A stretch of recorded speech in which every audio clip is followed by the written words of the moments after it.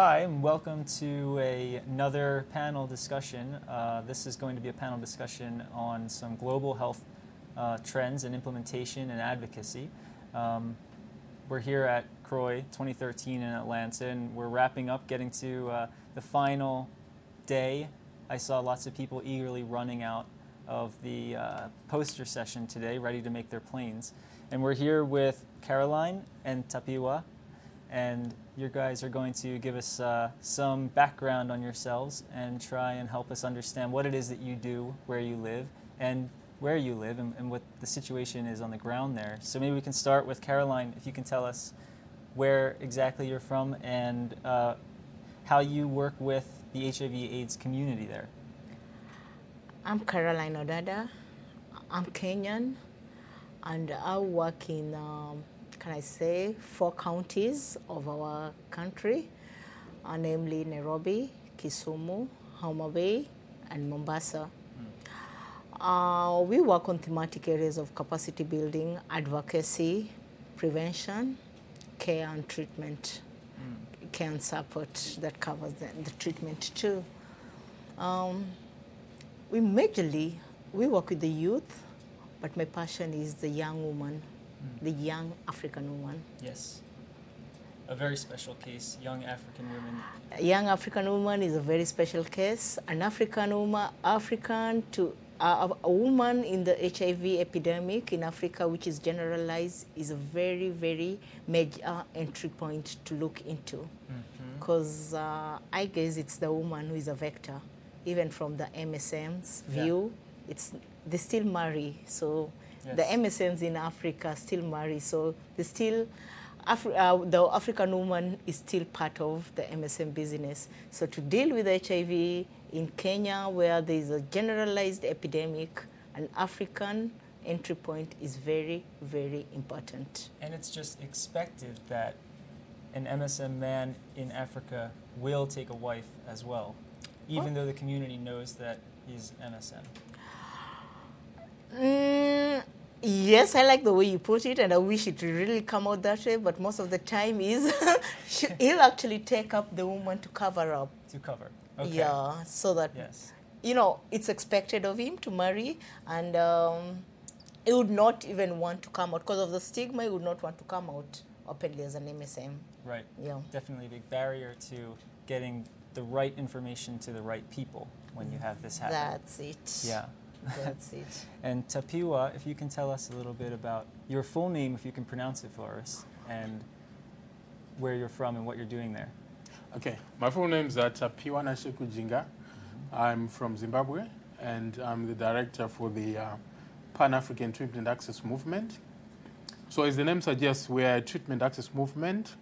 We work mostly in Africa, and you are obviously aware that Africa is the epicenter of the AIDS epidemic. We've got nearly 70% of people living with HIV in Africa, more than 22 million.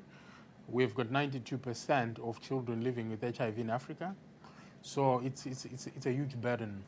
So the objective of PATAM is to advocate, or we want our governments to get to provide universal access to treatment.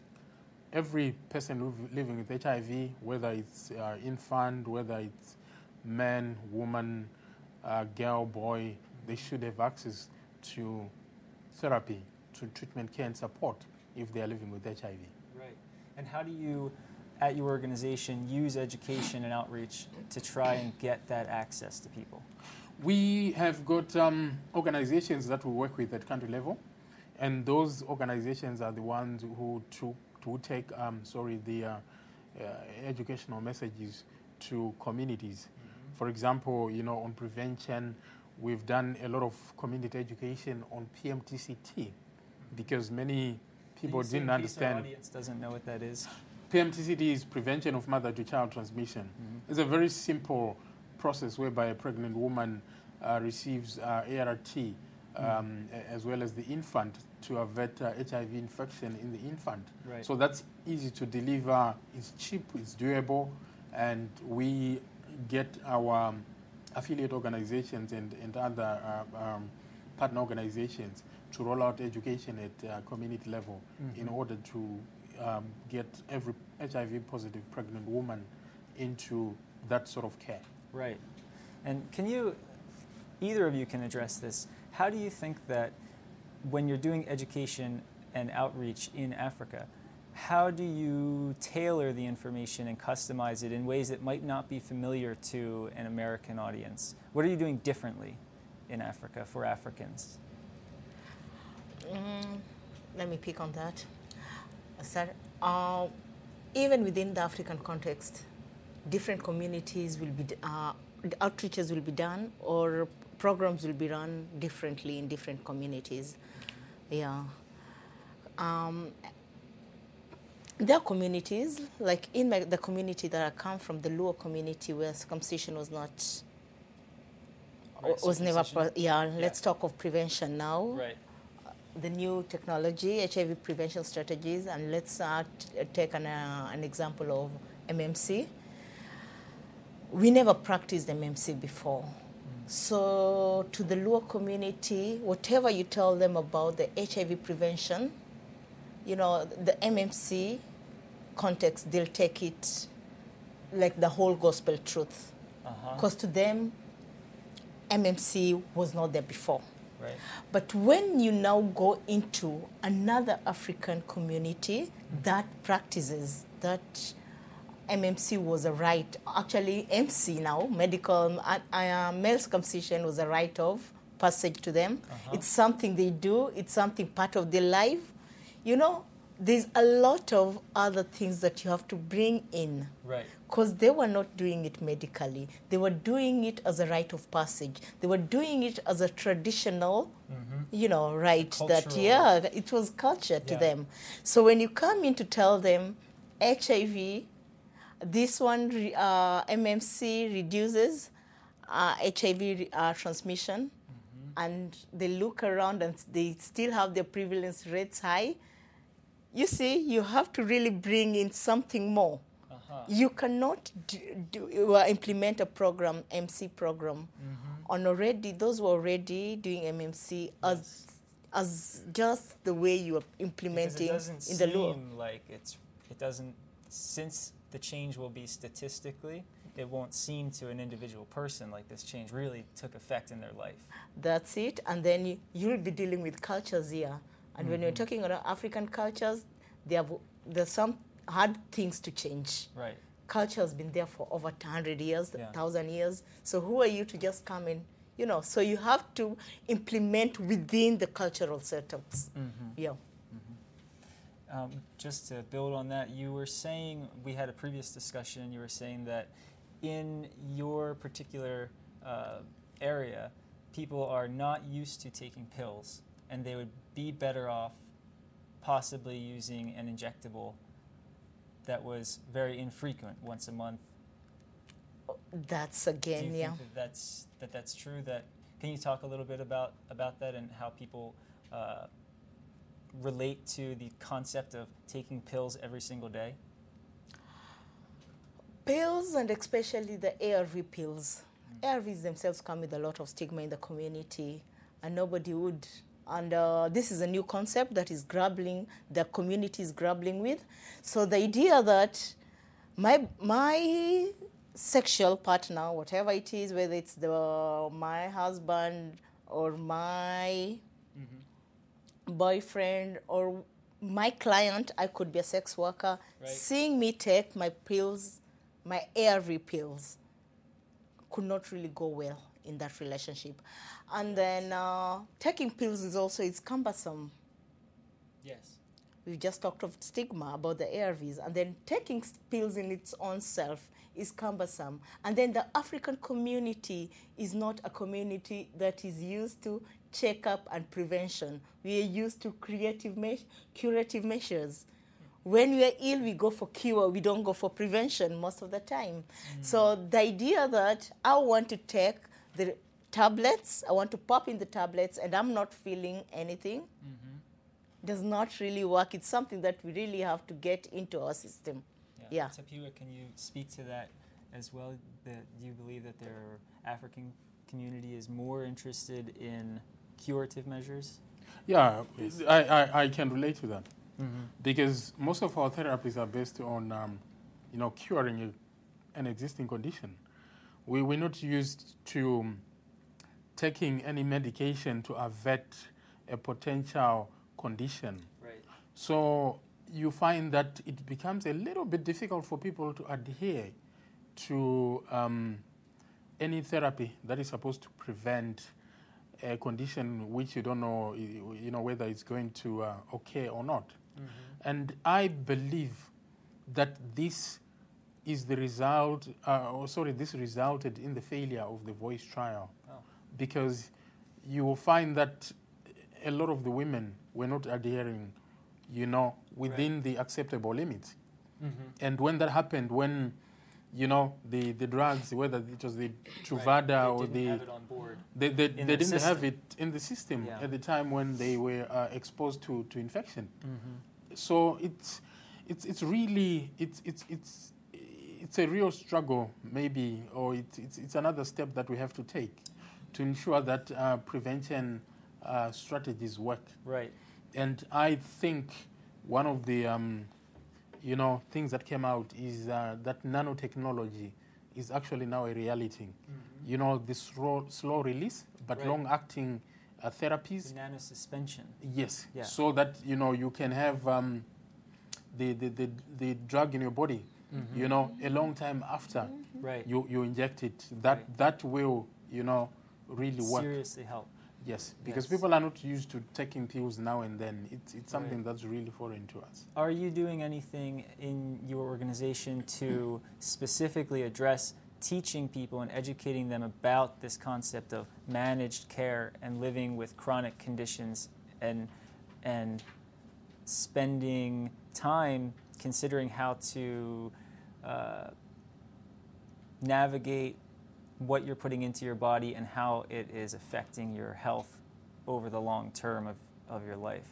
So are you doing any kind of special programs to teach people how to think in this term of managing your health, not just going and getting a cure and then going home?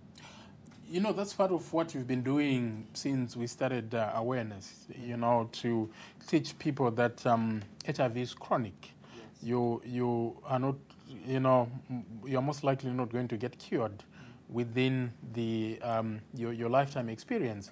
So, we teach people that you have to live with it, and, we teach them how to manage it. But, like what Caroline said, I think our culture is not used to chronic illnesses. So if people get a condition, they are more focused on a cure, and that's what they're used to.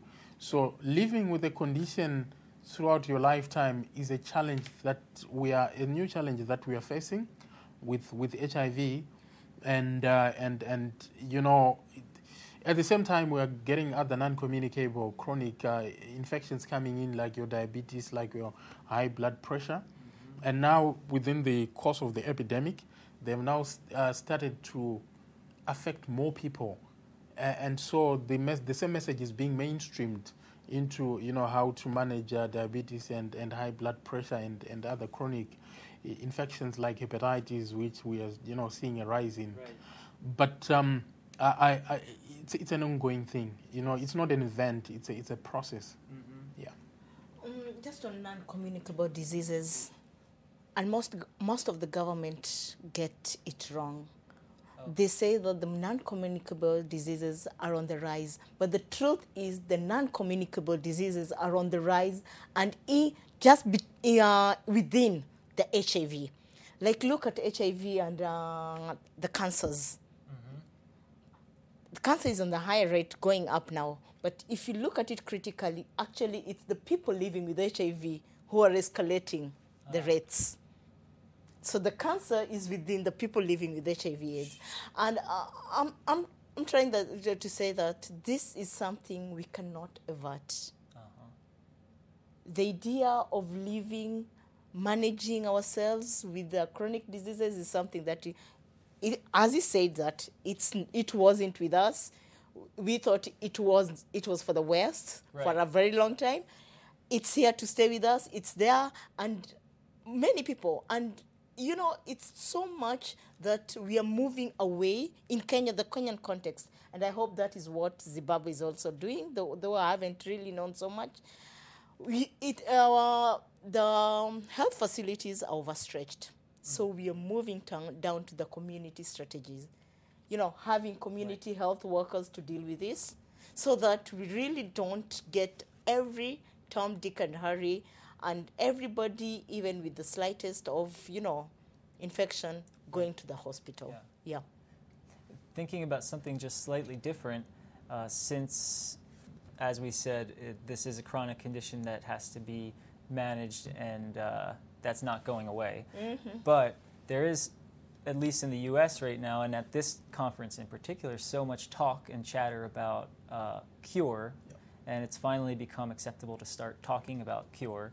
And I wonder, one thing that I hear a lot around here is that if we use some of the strategies that we have in the works right now, either with gene therapy or with stem cell implants, that it will be too expensive, even if that does become a cure technology.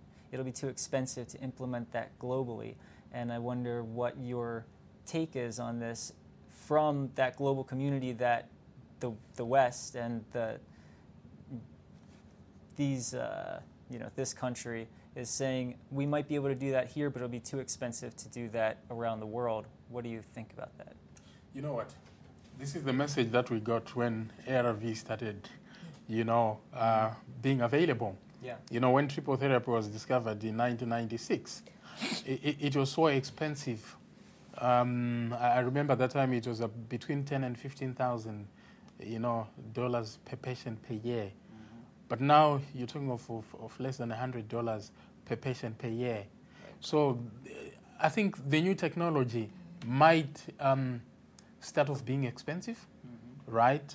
Whether we're going to get a cure, whether we're going to get a treatment, or genetic cell, modification, right. or whether it's going to be a vaccine. It might be expensive, in the short term, but it's definitely going to come down once the technology becomes available to genetic manufacturers. Mm-hmm. But, on the issue of a cure, I think for us, that's where we're pinning our hopes on, is Africa, because we've got a huge burden. Treating more than 15 million people who need ARVs is such a huge burden, especially when you look at it, as a chronic condition. Mm-hmm. So we can't afford that. So a cure for us will make a world of difference. A vaccine will make, a huge difference. Right. So we are really excited that, the world is now talking about a cure. And long-term therapies will make a big difference. And long-term therapies will also make a huge difference. Mm-hmm. And since they will, improve adherence, and adherence is one of our biggest challenges. Right. I would say that actually that is just the fear of the unknown, and just to take it up as when ARVs was coming, those are things that we had coming up.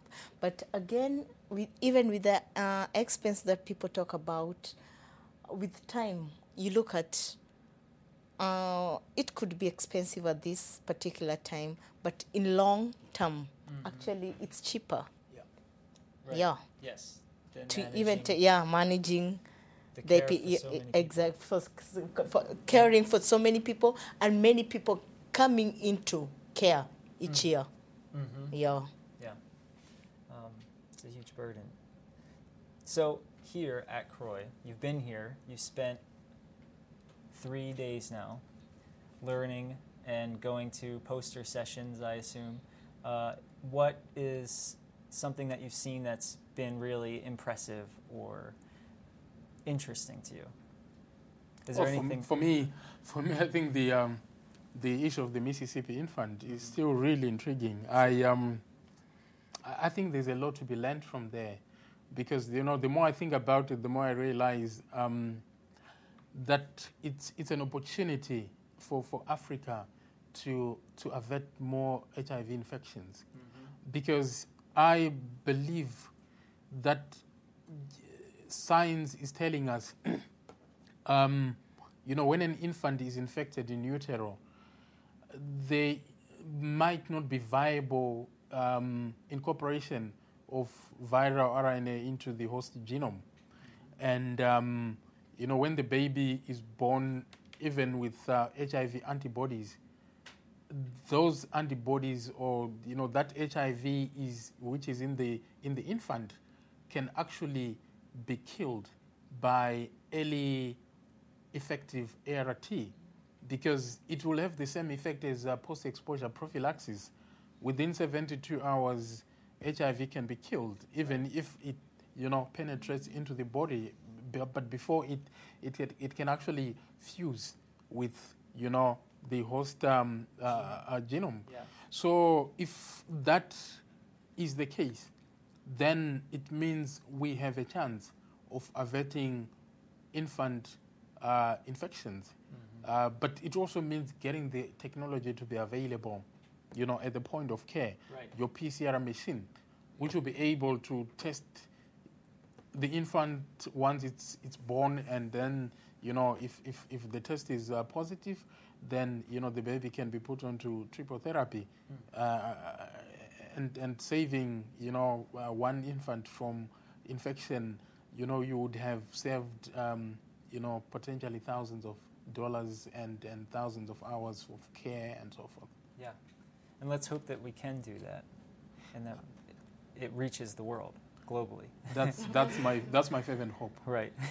And with that, actually, we're going to wrap up now and thank both of our guests, Caroline and Tapiwa, and we'll see you guys next time.